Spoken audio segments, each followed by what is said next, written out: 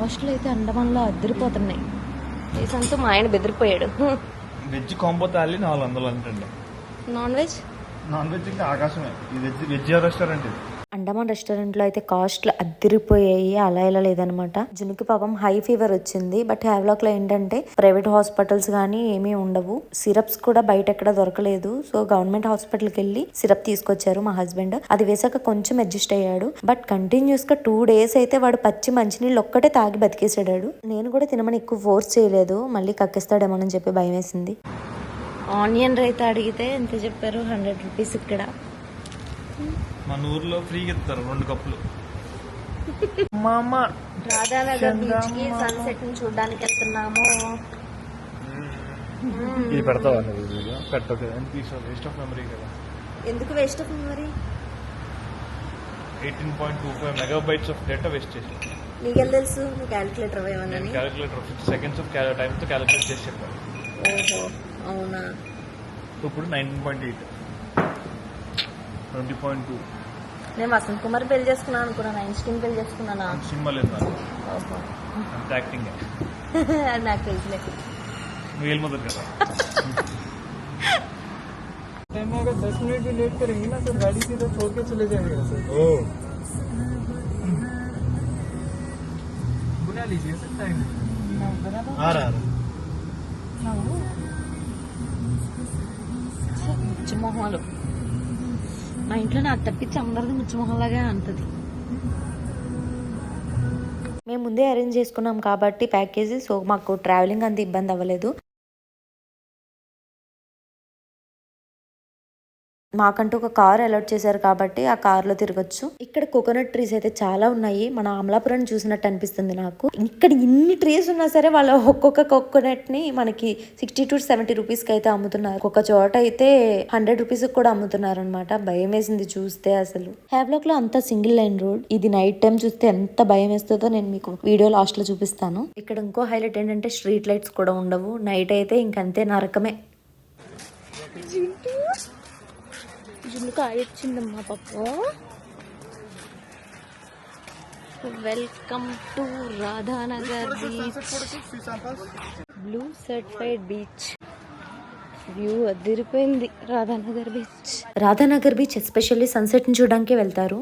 ఇక్కడ వ్యూ అయితే చాలా బాగుంటుంది. అండ్ ఇక్కడ ఎవ్రీ బీచ్ లో కూడా ఫోటోగ్రాఫర్స్ మనకి అవైలబుల్ గా ఉంటారు. బట్ ఏంటంటే మాకు ప్యాకేజ్ లో మాకు కాంప్లిమెంటరీ వచ్చిందనమాట పిక్స్ అండ్ వీడియోస్. సో ఎక్కడ దిగించుకోవాలి పిక్స్ అని మేము ఫిక్స్ చేసుకుంటున్నాం ప్లేస్ ని. ఫోటోగ్రాఫర్ అయితే ఒక ఏరియా చెప్పాడు. బీచ్ లోనే ఒక స్పాట్ కి రండి అని చెప్పి అక్కడికి స్టార్ట్ అయిపోయాం. అండమాన్ లో అన్ని బీచెస్ లోనూ స్విమ్ చేయడానికి ఎలా లేదు. అంటే ఏంటంటే మనం నార్మల్ గా మనం బీచ్ లో ఆడుకుంటాం కదా. గోవాలో అయితే ఏంటి డిఫరెంట్ ప్లేస్లు ఉన్నాయి కదా బీచెస్. అక్కడ ఆడుకున్నట్టు ఇక్కడ మనం వాటర్ లో దిగడానికి ఉండదన్నమాట. ఎందుకంటే కొరల్స్ ఉంటాయి కదా, అవి కాళ్ళకు గుచ్చుకుంటాయి. సో ఎక్కడికక్కడ పోలీసులు ఉంటారనమాట.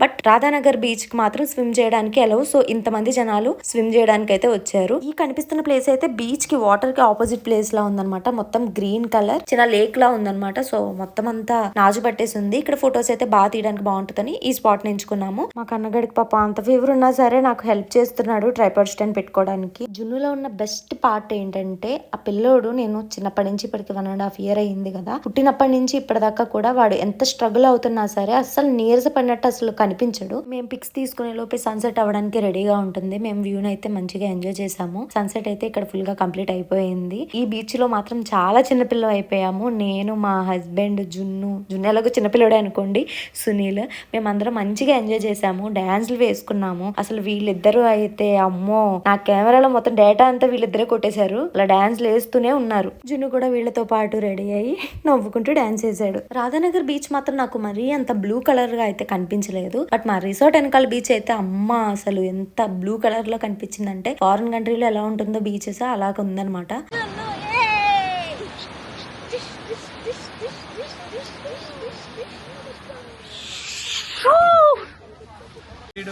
వాడికి యాప్ అంటే ఏడుస్తున్నాడు. తీసుకున్నాడు సునీల్ పాపం.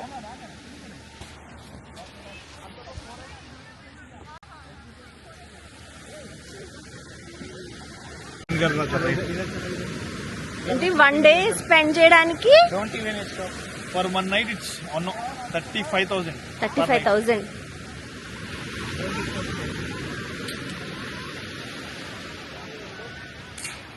1 డే స్టే చేయడానికి, అది కూడా 1 నైట్ స్టే చేయడానికి 33,000 అండి. బీచ్ నుంచి డైరెక్ట్గా ఇంకా తాజ్ ఎక్సాటికా రిసార్ట్. వావ్. అండమాన్ మన ఇండియాలో పార్ట్ అయినా సరే మనకన్నా ఒక 1.5 అవర్ ముందే సన్ రైజ్ అవుతుంది, మనకన్నా ఒక 1.5 అవర్ ముందే సన్సెట్ వచ్చేస్తుంది అనమాట. సో అక్కడ 6 ఇంకా అవ్వలేదు, అప్పుడే సన్సెట్ అయిపోయింది. 5:15 ఆ టైంకి సన్సెట్ అయిపోతుంది. మెల్లగా పోలీసు అందరూ జనాన్ని క్లియర్ చేస్తున్నారు. వాళ్ళు క్లియర్ చేయకముందే మేమే స్టార్ట్ అయిపోయాము. చూసారు కదా రోడ్ ఎంత భయంకరంగా ఉందో. ఒకవైపు బీచ్ సౌండ్, ఒకవైపు చీకటి రోడ్డు. ఈ టైంలో కనుక లైట్ ఆగిపోతే ఇంకంతే, హాంఫర్ట్ స్వాహా. యాక్చువల్లీ నేనైతే క్యాప్చర్ చేయలేదు. డ్రైవర్ని అడిగితే డ్రైవర్ చెప్పారనమాట వెహికల్ తీసుకోవచ్చు అని చెప్పి. 2 స్కూటీస్ తీసుకుని స్టార్ట్ అయ్యాము. లాంగ్ డ్రైవ్కి వెళ్దాము అని చెప్పి. టైం ఎంత అవ్వలేదు, 7:30 అలా. రోడ్ మీద మా వెహికల్ అంటే వసంత్ మా హస్బెండ్ డ్రైవ్ చేసే వెహికల్, సునీల్ వెహికల్ తప్పించి ఇంకే వెహికల్ లేదు. కాసేపు వెళ్ళిన తర్వాత ఇంకా ముందుకు వెళ్ళిన తర్వాత లెఫ్ట్ సైడ్ బీచ్ రోడ్ దగ్గర, బీచ్ కి దగ్గరగా ఉంది రోడ్. చూసి భయం వేసింది, మాకే భయం వేసి ఫస్ట్ సునీల్ వెనక్కి తిప్పేశాడు స్కూటీ. వెంటనే మేము భయపడిపోయి చిన్నపిల్లడు ఉన్నాడు కదా అని చెప్పి వెనక్కి తిప్పేసాం అనమాట. అంత భయంకరంగా ఉంటుంది బీచ్ రోడ్ నైట్ టైం.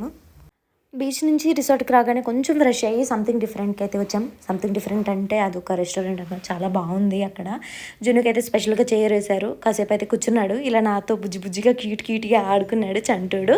ఈ వేషాలకు మాత్రం ఏం తక్కువ లేదు. తిండి మాత్రం తినడం మానేశాడు. కానీ ఇక్కడ వచ్చేసి మళ్ళీ తిండి తింటలేదు కదా అని చపాతీ ఆర్డర్ చేసాం. వాడికి చపాతీ హాఫ్ కెలిగేసి వదిలేశాడు. ఇక్కడ ఈ క్యూట్ పిక్చర్ అయితే మాకు తీసి ప్రజెంట్ చేశారనమాట. రాధానగర్ బీచ్లో మా ఫోటోషూట్ని ఇక్కడ అటాచ్ చేస్తున్నాను.